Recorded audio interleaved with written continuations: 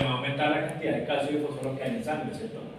Y como hay un aumento de calcio y fósforo en sangre, se va a empezar a depositar. Se ve en órganos.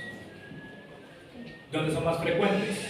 En el riñón, el estómago y en pared de vasos sanguíneos.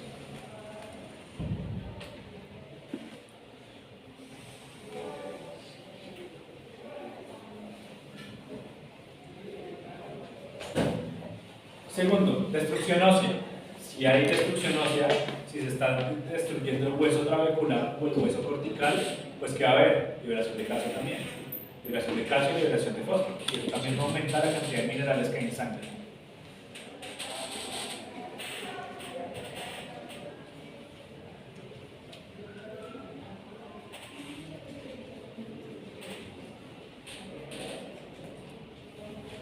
El tercero, trastornos de la vitamina D.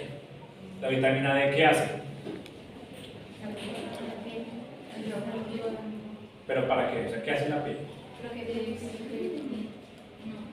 Protección no. Esa es la A y la C.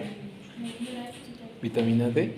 La D. Absorción de Absorción de calcio. calcio. Calcio. O Ayuda a la absorción de calcio, estimula la absorción de calcio en el intestino, ayuda a la reabsorción de calcio en el riñón y también ayuda a que el calcio se deposite en el hueso. Entonces, sin vitamina D, el calcio no se puede depositar en el hueso. Recuerden, las mujeres tienen mayor predisposición a sufrir de osteoporosis porque tienen menor metabolismo de vitamina D que los hombres. Pues ustedes, todas las mujeres deberían tomar 45 minutos al menos diarios de luz solar, porque la luz solar es la que activa la vitamina D. Sin luz solar no hay vitamina D. Entonces, ¿qué pasa? Si no hay vitamina D, no se puede meter ese calcio al hueso. O sea, si hay un trastorno en la cantidad de vitamina D que hay, ese calcio, si no se puede meter al hueso, ¿dónde está? Entonces, en la circulación sanguínea.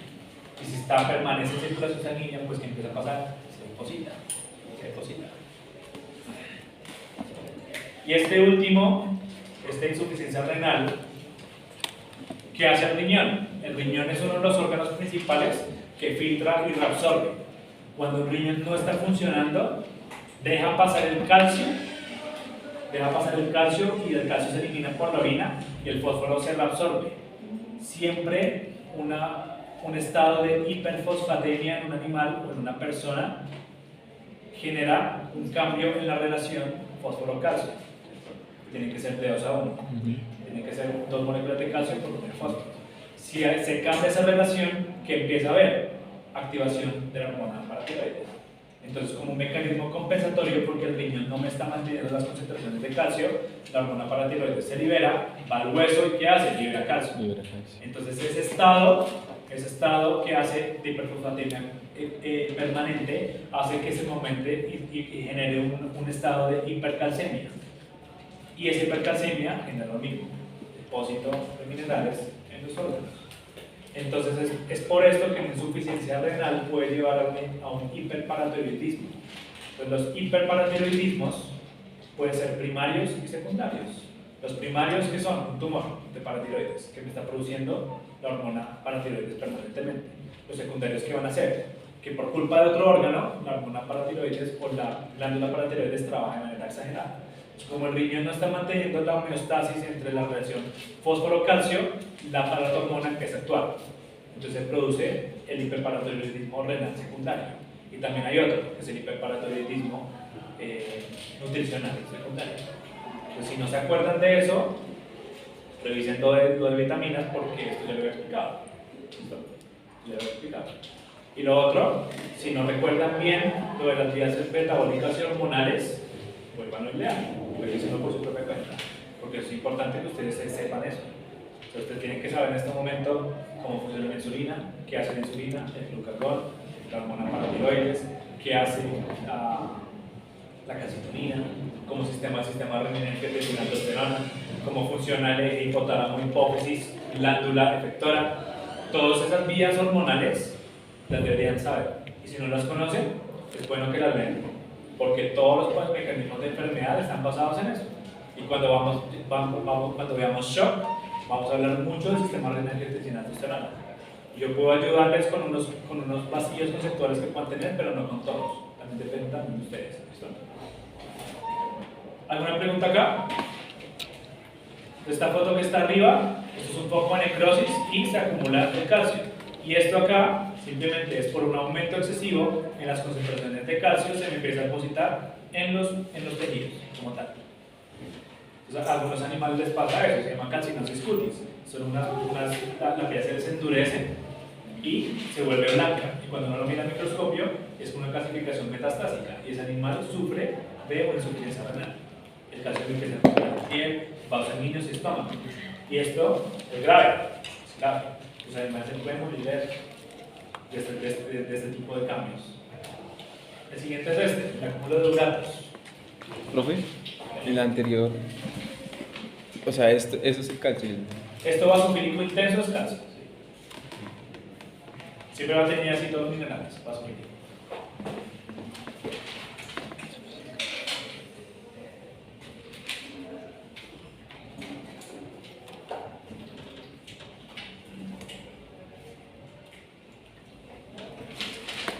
Entonces, ¿qué son los uratos? Los uratos son el metabolito final del ácido úrico.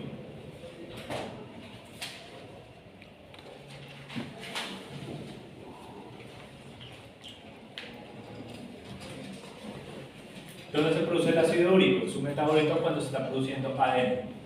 Siempre que se están produciendo bases púricas, o sea, purinas, recuerden que el ADN tiene pirimidinas y purinas, ¿cierto? Cuando se están produciendo purinas permanentemente en las células, porque las células necesitan replicarse, y cuando se replican, ¿qué hacen? Producen ADN. ¿El ADN que tiene? Purinas. Entonces, este metabolito ácido úrico empieza a aumentar, porque para producir una purina, el metabolito de desecho es el ácido úrico. El ácido úrico se metaboliza en el hígado a urato y el urato se elimina por orina.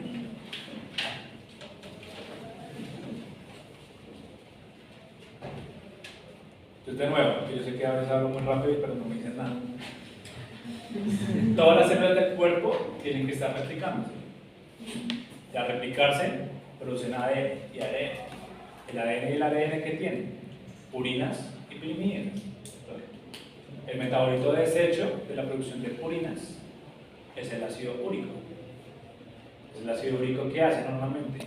Se elimina, va al hígado, se elimina, convirtiéndose en urato, en uratos.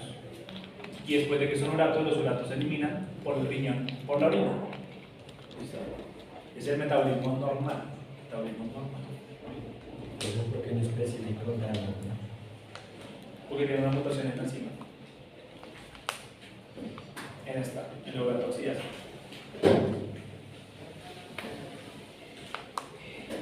Entonces, los uratos, ¿qué van a pasar cuando se te empiezan a acumular? Porque se van a acumular si hay un daño hepático o un daño renal.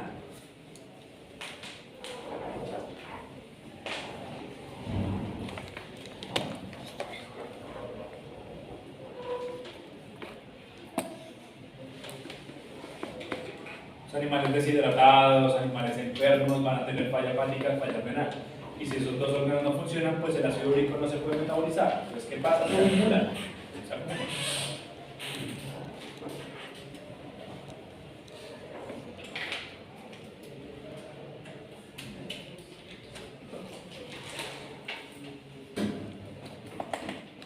¿Y dónde se va a acumular? Casi siempre en túbulos renales. Túbulos renales, en riñón. Es el órgano más frecuente.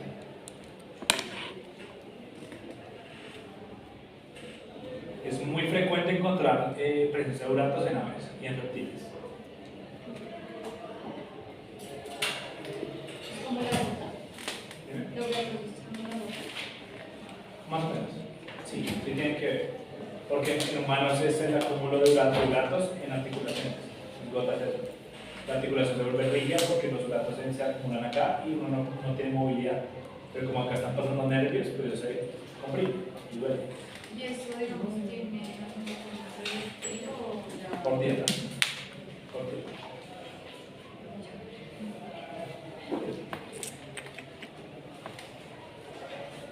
Entonces miren, esto de acá es una tinción diferencial, la verdad no sé cuál es, pero acá es el depósito, este es el depósito. Sin embargo, en microscopía de luz se ven así, eosinofílicos. En verdad se ven más rojos, solamente que acá depende obviamente de qué tanta atención le hayan colocado, pero se ven rojos, aquí se ven mucho mejor. ¿Ustedes ven? Intracitoplasmáticos en túbulos renales. Esto es un riñón normal. Sus túbulos no tienen ningún pigmento. Acá sí. ¿Sí los ven? Y esos son los uratos. Y es muy frecuente encontrarlo en aves, hasta después de un día. Dime. Pero eso no existe como cristales de uratos. Sí. Es que esto es un acúmulo de uratos. Si el urato aumenta mucho su expresión y llega a la vejiga, ahí se forma un núcleo de precipitación. Y ahí se empiezan a formar, se unen muchas moléculas de urato hasta formar un cristal. Y el cristal después se unen múltiples cristales y forman un cálculo. Y eso es lo que pasa en los cálculos renales. ¿Y alguien se puede ver? Los cálculos sí. Pues los cálculos ya son macroscópicos. Los cálculos tú los puedes ver. Pueden ser desde milímetros hasta centímetros. Pero estos son simplemente la molécula, el acúmulo de poquitos cristales de urato. ¿Cuándo se causa ese seguimiento? ¿De qué? ¿Cuándo se causa el seguimiento? ¿Qué causa el sedimento? O sea, ¿qué es el sedimento de orina? Son iones, células epiteliales, puede ser bacterias o células inflamatorias, puede ser cualquiera de ellas. Entonces, el sedimento, pues, sí tiene que ver, porque el sedimento también forma parte de los iones. En el sedimento pueden haber uratos, pueden haber fosfato de calcio, pueden haber múltiples sustancias inorgánicas. También pueden haber bacterias, pueden haber leucocitos, pueden haber células epiteliales. Entonces, cuando te dicen a ti un aumento en el sedimento urinario, te están diciendo que el contenido sólido de la orina está aumentado. Después ese sedimento se puede clasificar: células epiteliales altas, células epiteliales bajas, sangre, si hay presencia o no de bacterias, si hay presencia o no de leucocitos. Y después se pueden clasificar de iones. Entonces es como la lista completa de lo que es un sedimento urinario.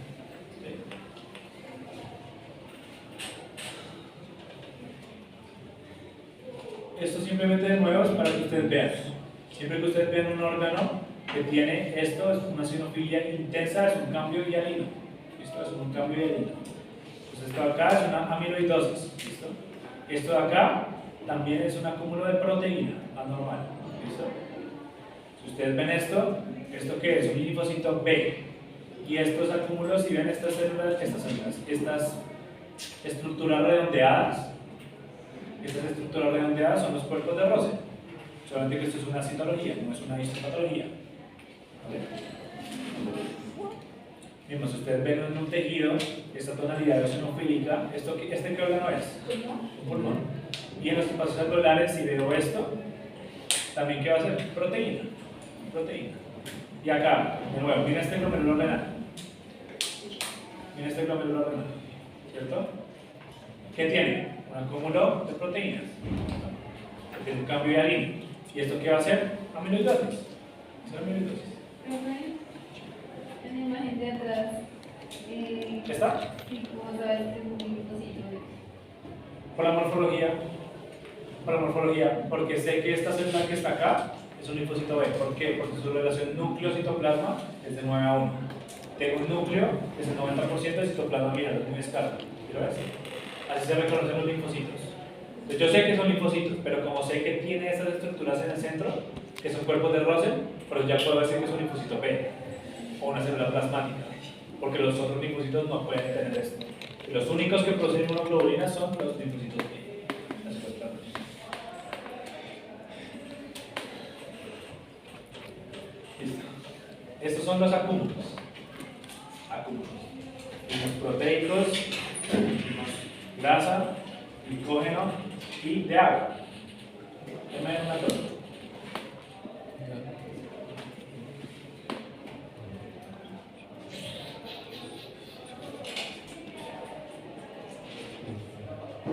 Esto es corto.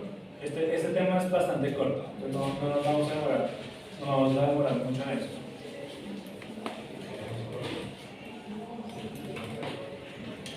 Acabamos estas diapositivas y dejamos hasta ahí. ¿Listo? Porque los disturbios de crecimiento no se los voy a decir, la genesia y todo eso, no, por ahora no se los voy a mostrar. Ya acá acabaríamos la parte de generalidad. La próxima clase, o sea, después de Semana Santa, empezamos con microcirculatorio. Entonces, para que esta clase, No. Hasta disturbios de crecimiento. Si ustedes quieren, cometemos. Ya creo que es suficiente tema. Creo que es suficiente tema. Pero ya el siguiente, o sea, este tema de los pigmentos y acúmulos, lo vamos a abordar diferentes. Vamos a abordar con un ejercicio práctico. ¿Listo? Y al parcial que vamos a hacer en el segundo corte, va a ser solo microcirculatorio. ¿Y por qué voy a hacer eso? Porque microcirculatorio es pesado. Mucha cosa. Es un tema muy bonito, pero no se falta. Entonces, para no combinarles este tema con microcirculatorio, lo evaluamos diferente. ¿Listo? Entonces, yo les mando otro taller y ahí hacemos lo mismo. Un taller similar al que les mandé. está re bonito como una lesión o No, muy interesante. O sea, que le gusta, a que le llame la atención entender cómo un animal tiene una enfermedad bacteriana, digamos, y que pasa dentro del cuerpo hasta que muere por shock. Es toda esa cadena de eventos, vamos a ver. Entonces, eso es chévere. Okay. Es muy interesante. Okay. Obviamente vamos a hablar desde los disturbios microcirculatorios hasta llegar al shock. Pero sí es un tema de bastante carga, igual que inflamatorio. Pues miren, vamos a tener pigmentos endógenos y pigmentos exógenos. ¿Qué significa endógeno? Pues que están formados dentro del cuerpo, y exógenos que los inhalamos por fuera o vienen del exterior. Y su acúmulo puede ser fisiológico o patológico. Es como el bebé, que empieza como a orinar como muy amarillo. Sí, ¿no había pensado de esa manera también? O cuando ustedes comen mucha remolacha.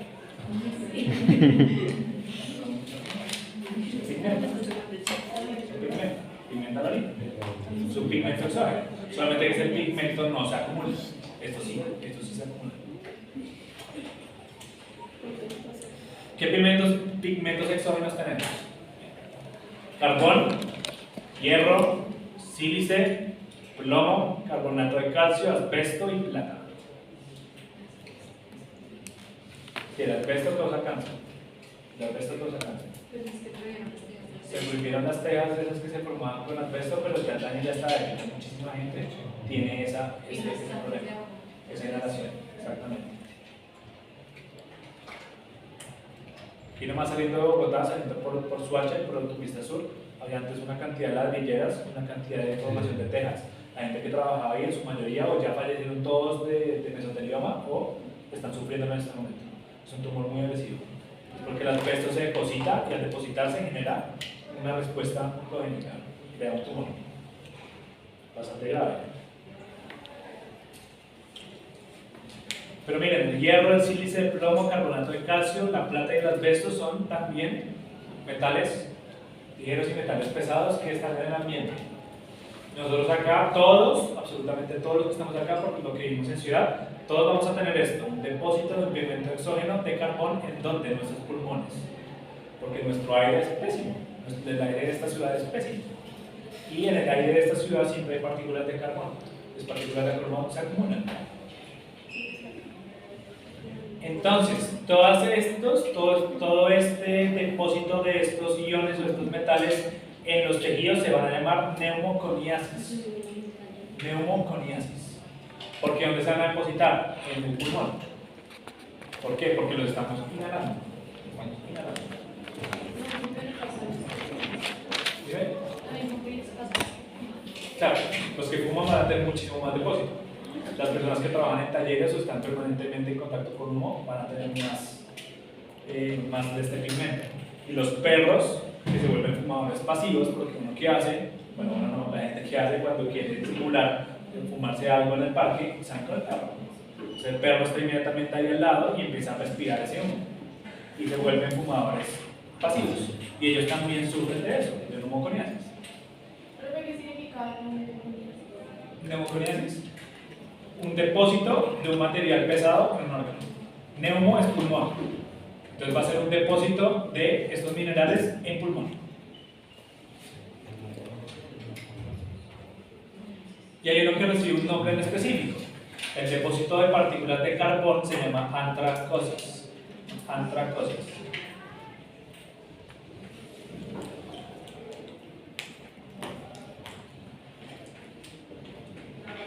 Entonces, todos son, el conjunto son neumoconiasis. Pues puede ser cualquier material inorgánico que se deposita en el pulmón. ¿Listo? Y el depósito específico de carbón se llama antracosis. Antracosis. Pues miren acá, este pulmón. ¿Tiene estos puntos negros? Son puntos negros en distribución multifocal en todo el órgano. ¿Y yo qué veo? Un corte de pulmón micro, y aquí me acerco. Sienten desde acá hacia una coloración negra, ¿cierto? Cuando me acerco, miren. ¿Ustedes alcanzan a ver? Sí. Ese acúmulo negro son las partículas de carbón. ¿Dónde están? Los macrófagos alveolares, los macrófagos intersticiales.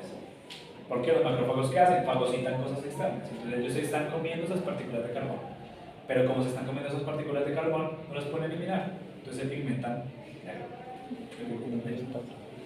Entonces esto es lo que uno puede encontrar en un pulmón con antracosis. ¿Esto qué es? Un bronquiolo. Epitelio cilíndrico simple, no tiene cartílago en su lámina propia, entonces es un bronquiolo. Y acá en la lámina propia que tengo una coloración café. Yo me acerco y miren, todas las células están en su citoplasma totalmente negro. Y eso es la antracosis. Eso es un ganglio linfático. Entonces recuerden que los macrófagos están todo el tiempo circulando. Van al pulmón, van a un ganglio, después van al pulmón, van a un ganglio. Entonces el ganglio también, el ganglio linfático de la zona, o el que está llenando ese pedazo del pulmón, va a tener pigmentos también. Entonces ahora, como dato curioso, esto que está pasando, este macrófago que se come ese pigmento, es lo mismo que pasa cuando nos tatuamos. Entonces, ¿cómo creen que permanece un tatuaje en la piel? Los macrófagos absorben Los macrófagos absorben la tinta. O sea, no es el tejido conectivo. No es el tejido conectivo. Una partícula de tinta entra al tejido conectivo, o sea, la dermis, y cuando llega a la dermis, una partícula de este tamaño, las células van a ser de este. Entonces, ¿qué hacen? Las células rodean esa partícula de tinta, la mantienen quieta, y por eso el tatuaje permanece quieto. ¿Sí? Permanece ahí, normal. Porque los macrófagos lo rodean y lo mantienen totalmente quieto.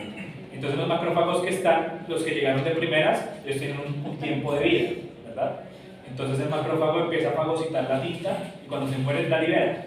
Y parte de esa tinta que se libera, una parte va a volver a ser reabsorbida, pero otra no.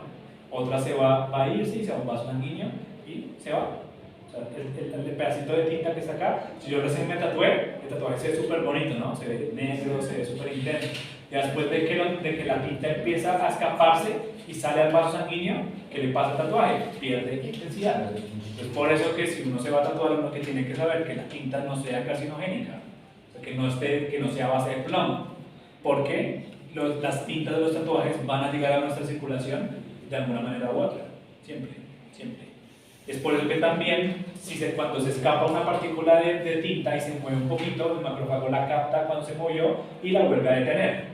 Y es por eso que algunos tatuajes también pierden el grosor y se mueven un poquito, o sea, se difuminan. Por eso, porque la tinta se va borrando. Y eso pasa durante toda la vida, hasta que la partícula de tinta se elimina completamente. Es donde toca retocarlos. Pero nosotros le estamos generando un daño excesivo a nuestros macrófagos haciendo un tatuaje. ¿Y qué es? Nos está clavando una puntica, y la puntica está todo el tiempo permanentemente haciendo daño, una inflamación, y todos nuestros macrófagos están acá. Entonces, digamos, este tatuaje que yo tengo acá son una cantidad de macrófagos que me están deteniendo la tinta ahí. Ok, y en caso de esa gente que es la manga completa. Pues imagínate la cantidad de macrófagos que hay ahí. Es por eso que algunas personas reaccionan a los tatuajes. Hay que estoy haciendo, matando a las partículas y matando a los macrófagos. Entonces, tras de que los obligamos a trabajar excesivamente, si me aburrí el tatuaje, lo empiezo a colocar con láser, el láser hace que el macrófago se estalle. Entonces, cuando se estalle, saca la partícula y el láser también la partícula de tinta la vuelve más pequeña. Es como la vuelve más pequeña, el macrófago la fagocita y la puede eliminar. Pero el tatuaje está hecho por una partícula muy grande de tinta. La partícula muy grande de tinta va perdiendo su color y va perdiendo su intensidad a medida que los macrófagos van muriendo. Bien interesante. ¿Qué otros pigmentos endógenos tenemos? Uno, la melanina.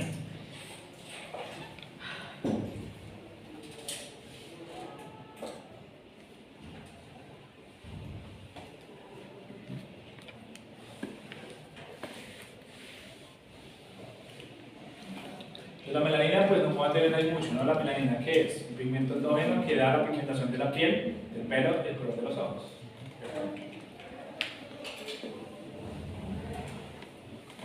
¿Quién lo produce? El melanocito.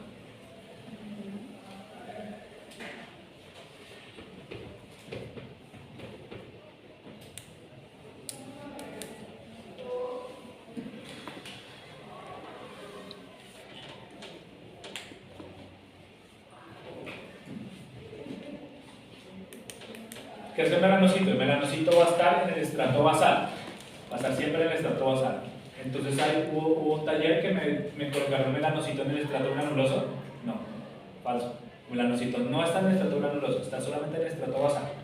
Entonces, ese melanocito, ¿qué hace? Produce la melanina en su citoplasma y él tiene proyecciones citoplasmáticas. Y lo que hace es, coge esa melanina y con un bracito se lo pasa al queratinocito al lado. Se lo pasa al queratinocito al lado. Y ese queratinocito se llena de melanina y por eso es el color de nuestro pelo y el color de la piel. Eso es lo que pasa normalmente. Es un pigmento endógeno fisiológico. ¿Las canas qué son? Es cuando los melanocitos mueren o no pueden producir más melanina. No pueden producir más melanina. ¿Qué otro pigmento es este? Tiene una coloración amarillenta o una coloración naranja. Miren acá.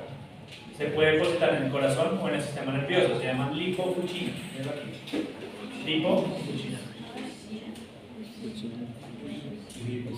Lipofucina. F-U-S-C-I-N-A. O sea, lipo, F-U-S-C-I-N-A.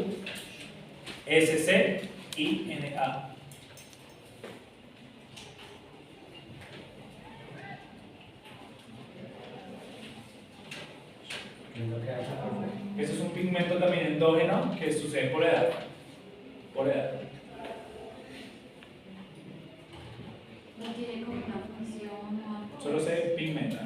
Significa que el animal está viejo y tuvo un metabolismo muy activo. Pero normalmente cuando encuentro lipofucina, digamos a mí me entrega una lámina, yo no tengo ni idea de la edad, pero veo que tiene lipofucina, yo ya puedo decir que es un animal viejo. Simplemente es un pigmento endógeno que se acumula en vejez.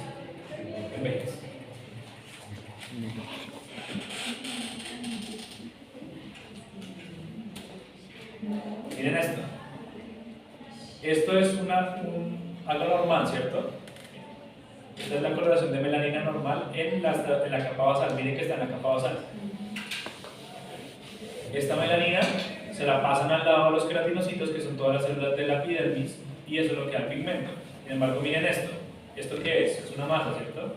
Una masa en cavidad oral. Y cuando yo la veo en microscopio, ¿qué veo? Células anaplásicas con pigmento. Pues esto es un melanoma. Entonces, desde ya, digamos, les hago también a ustedes un aviso. Toda masa que ustedes encuentren en caninos o felinos es un melanoma hasta que se confirme lo contrario. Siempre. Y toda masa que ustedes encuentren en sus perros o en sus pacientes tienen que extraerla. Siempre. Tienen que meter a sus animales a cirugía. Porque los melanomas orales son de muy mal pronóstico si no se tratan de manera temprana. De por sí, cuando ya se descubren una masa como tan grande, ya es de mal pronóstico. El 80% de los animales va a fallecer en un periodo máximo de 6 meses. Sin embargo, les tiene que dar calidad de vida. Entonces, tengan eso en cuenta. Si ustedes encuentran masas a sus perros, así no sean negras, tienen que sacárselas para saber que esas masas no sean melanomas. Porque uno como patólogo, cuando uno recibe una masa de cavidad oral, uno una vez primero que piensa, esto es un melanoma hasta que yo no vea un patrón que no me lo confirme. Y las masas que uno recibe, uno mira, se comporta epitelial y de manera más enquimal, melanoma de una vez. Y que no se vea negra macroscópicamente no significa que no sea un melanoma. Porque hay melanomas melánicos y melanomas amelánicos, que significa un melanoma que no produce melanina. Entonces siempre tengan en cuenta, toda masa en cavidad oral tiene que extraerse y tiene que analizarse por patología, porque puede ser un melanoma. Y si es un melanoma, es de muy mal pronóstico para la vida.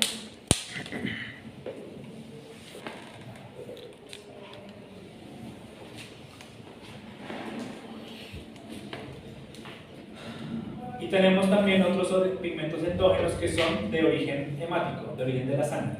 Específicamente de qué? De la hemoglobina.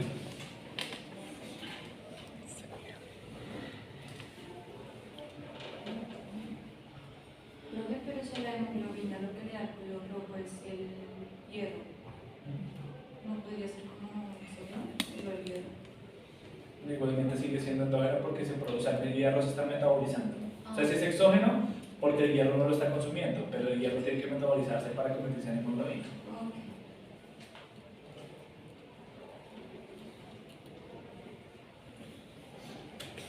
Miren una cosa. Solo falta este tema, pero esto, el metabolismo de la bilirrubina es un poquito bien molecular, entonces lo veamos para la próxima clase. Veamos hasta ahí.